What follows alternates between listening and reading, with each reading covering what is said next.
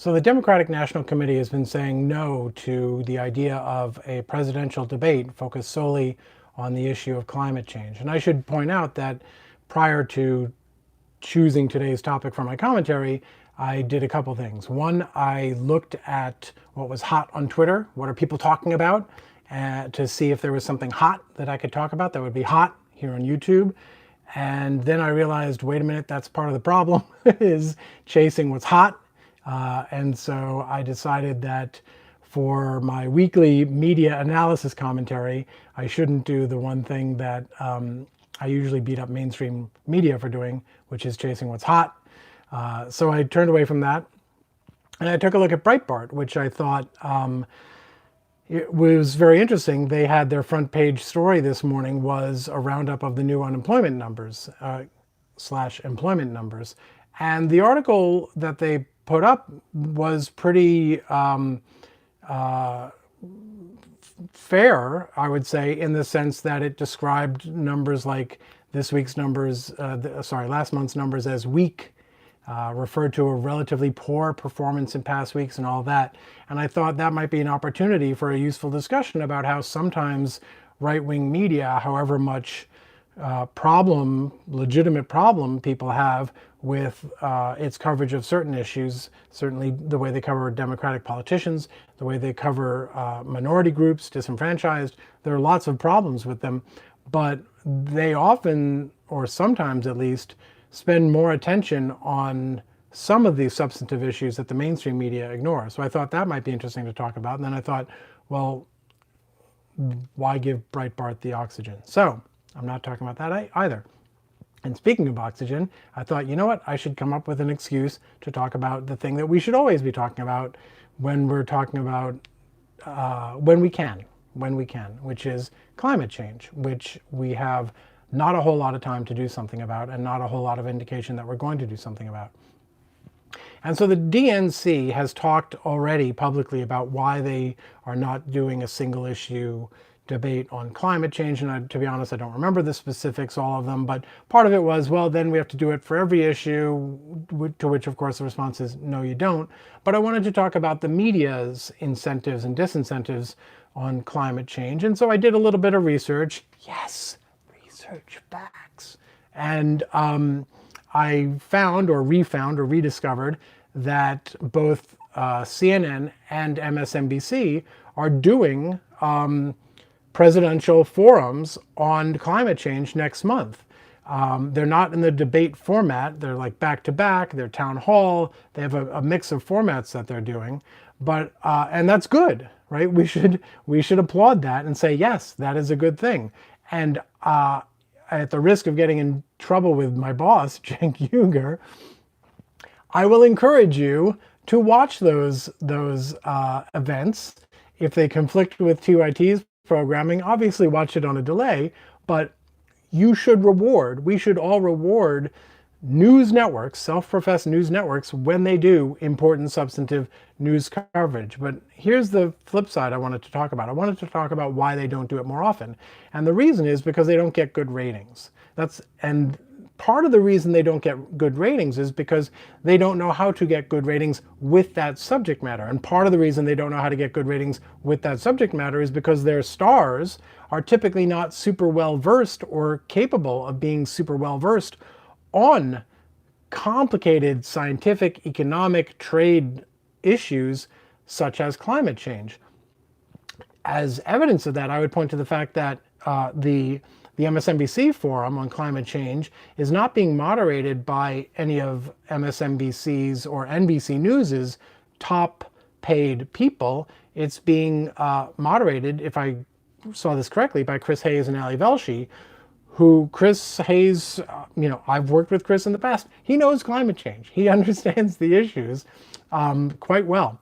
Ali Velshi, I haven't known quite as well, but he also comes from a background where my guess is he's pretty well versed, not just in the legislative issues around climate change, but also in the business world issues around climate change. And the business world often gets sort of painted as being utterly anti doing anything about climate change, which isn't really true. And the sort of complicated relationship that the business world has with climate change isn't really explored well on TV, and Ali Velshi is in a pretty good position to do that.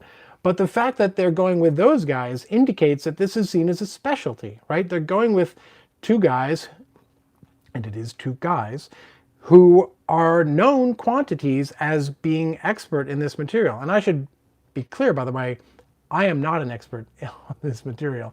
So I'm not standing up here looking down on them, on the people, the on-air people who also don't know it. What I'm saying is that's the dynamic. And so there are very few incentives when your top people don't know the subject matter and your top producers don't know how to get good ratings with the subject matter. There's very little incentive to want to do it.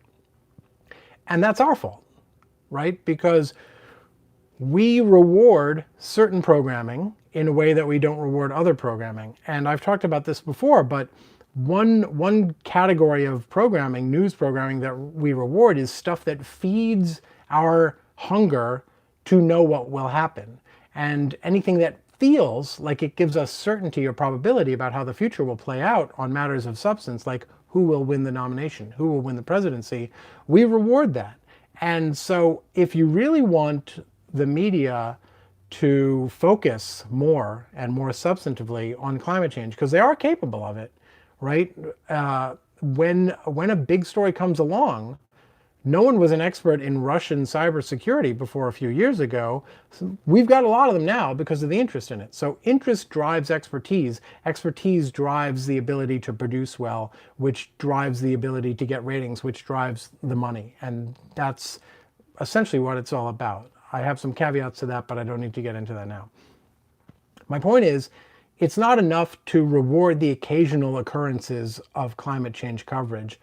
What I would prescribe is also punishing when news veers out of the news lane.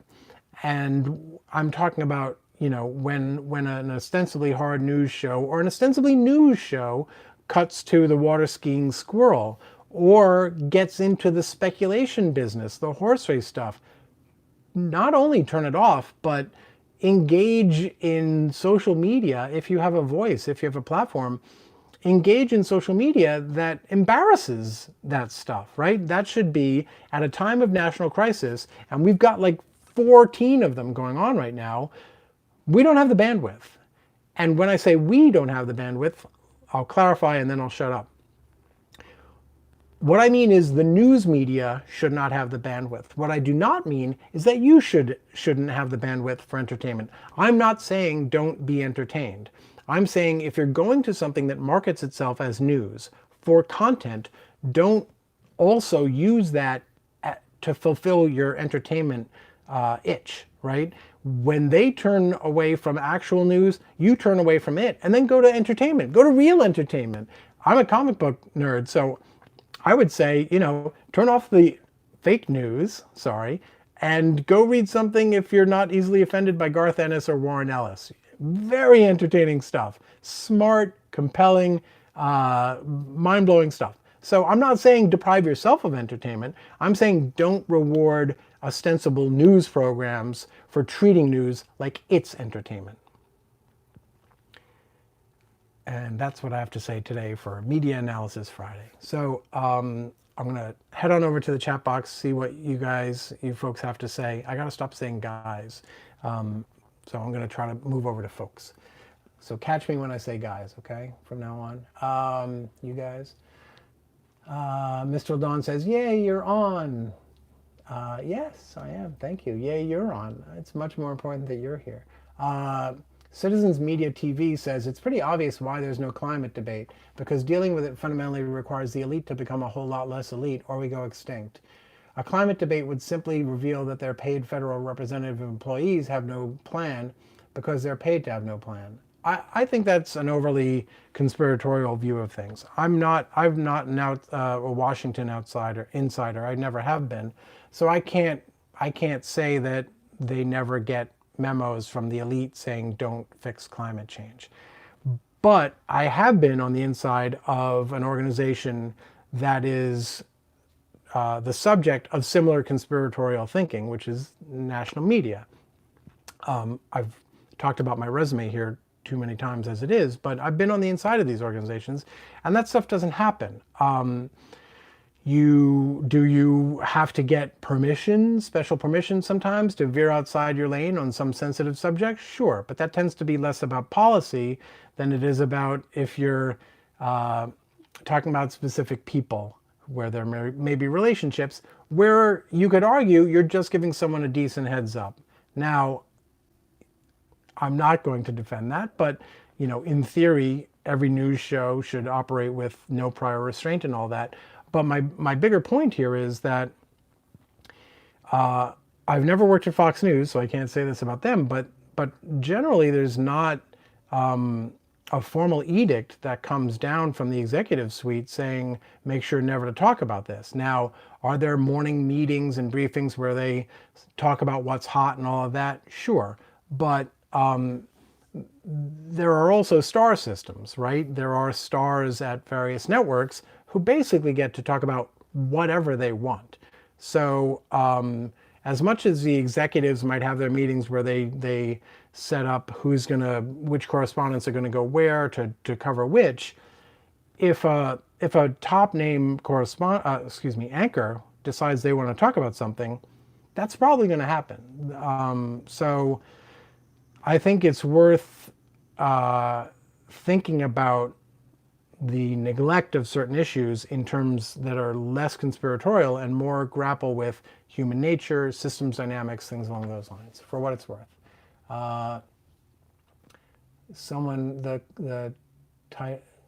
Devon Miller says, it's the donors, man.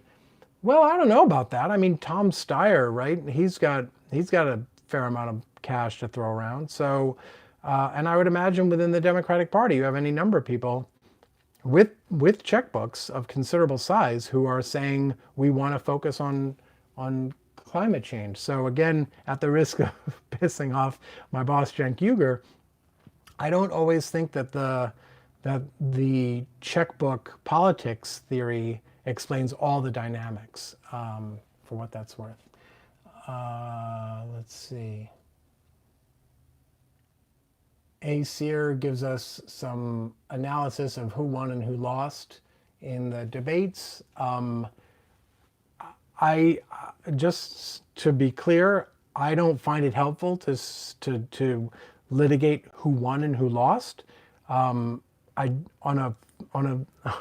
fairly profound level, I don't know what that means beyond just I thought they did well or I thought other people will think they did well.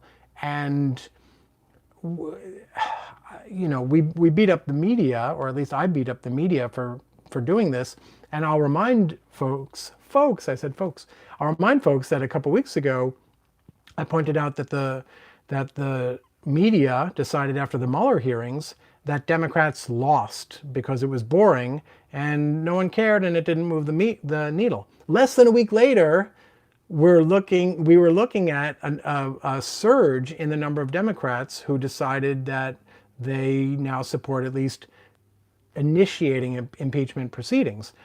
And I think I saw that might even be at or over half the Democratic caucus in the House now. So the Monday morning quarterbacking of who won and who lost, I try to avoid it, and I hope we can collectively try to avoid it as well, because if that's where we put our energies, that doesn't drive anyone's political instincts or direction in the future. Meaning, if I'm a politician and I check in with my base or my social media following, and they're all talking about who won and who lost, unless it's based on something substantive, that doesn't tell me what I need to do other than be more forceful or don't be sexist or whatever stylistic things. And I don't mean to denigrate the idea of being sexist is purely stylistic. Obviously, it's profoundly substantive.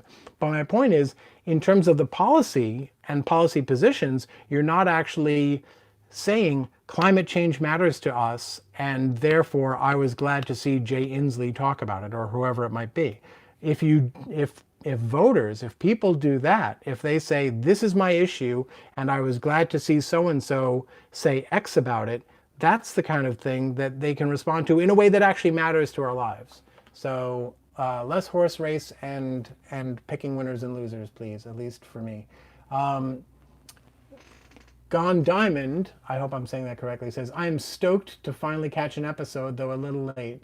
Where does the dramatization of news begin and end? Thank you for your work. It is rather enjoyable and well thought out. Well, thank you. I'm glad I've fooled someone else. To answer your question, and I've warned you, I'm terrible at accepting compliments, but thank you.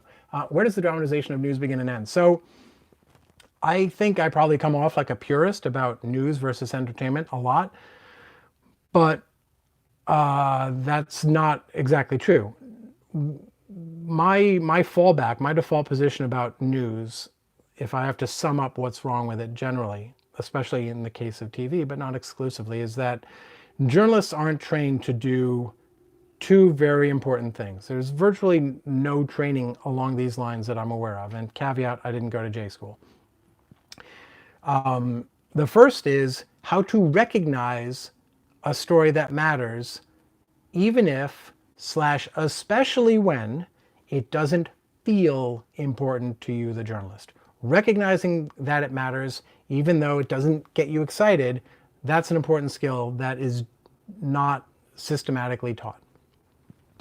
The other skill, just as important, goes to your question about dramatization, which is teaching journalists how to tell stories that don't feel important so that they do feel important.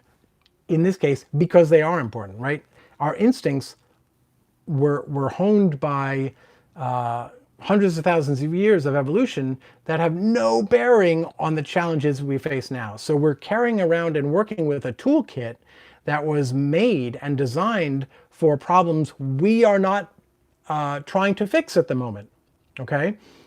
And so to get the human brain to respond to these modern problems with the same kind of electricity and drive that our instinctively tuned problems feel like to us, you have to tell those stories in a different way. And so yes, you have to dramatize, by which I do not mean fictionalize. And there are ways you can do this. We respond to faces. Literally, we are biologically programmed to respond to the symmetry of the human race. And I realize my hair and my constant head tilt don't illustrate that principle very well, but literally they've done tests where they show babies random designs and the symmetry of 2 dots and a smile. Am I doing that right? I have no idea. Babies respond to that. They time their response and they will lock eyes on the human face, even if it's 2 dots and a smile, longer than they will on other things. So when you can put characters at the front of a story, that is a fact-based, I'm assuming it ought to be fact-based, that is a fact-based way of making the story feel more compelling. And there are other ways of doing it as well, right? We've all seen funny or cute or clever ways of explaining issues, right? So these are all storytelling tools that can be used and can be deployed if you recognize that some stories need it and if you have some idea of how to go about doing that. And if you want to fault me for not doing that in these videos that I do every day, you'd be right, right? I don't have, it's just me sitting in front of a backdrop in my house. I don't have a teleprompter and I'm crappy at reading teleprompters. So basically I'm just doing the best I can every day with my spiel. I'm clearly not articulating or performing these stories in a way that I would recommend under ideal circumstances. For one thing, I'm not a natural on-camera personality. I used to work with Keith Olbermann, who's a very forceful, articulate, smart presence, and he's compelling to watch. And that's a part of TV news storytelling that TV executives absolutely do get, although I'll save it for another discussion, but I think they're slightly off in how they approach that dynamic. But so yes, dramatization is necessary, not to dramatize it in a way that is out of sync with reality, but to dramatize reality so that it's in sync with the instincts we use to decide what's important to us. TLJ says that me saying folks is too parochial, chaps is superior. However, I think chaps is gendered, right? I'm trying to avoid guys because it's gendered, although in my head it's not, but that doesn't matter because I'm not talking in my head. Chaps, I believe, is gendered, and I don't think that's any more or less true for chaps than it is for guys. Kelly Wana says, I heard someone say this once and it makes sense to me, so I've remembered it a long time. The job of the press/media is to make interesting that which is important. That's a much better way of saying what I've been trying to say. The challenge there is first they have to recognize what's important even when it's not interesting. Mr. Dawn says, honestly, I think the media would be doing a public service if they would just hire experts in various fields and have them do weekly hour-long lectures on various subjects. I'd subscribe to that. So I don't think there's a lot of evidence that would work. I've worked on successful TV programs and I've worked on unsuccessful TV programs, and the ones that were successful engaged in substance of the kind that you're talking about, but they all had conscious strategic thinking about how to make it work that went beyond put an expert on the stage for an hour and let them talk. It's very hard for me to imagine a subject that I would want to watch weekly hour-long lectures on. We're just not designed that way. You're probably more evolved than I am, because there's very few things that I would want to watch an hour-long lecture on. But that said, there are other ways of doing it, right? Conflict is another thing that we respond to, which we respond to more than we should. We think conflict is interesting when in fact it's not really interesting. It's just diverting, right? There's a key difference between being interesting and being diverting.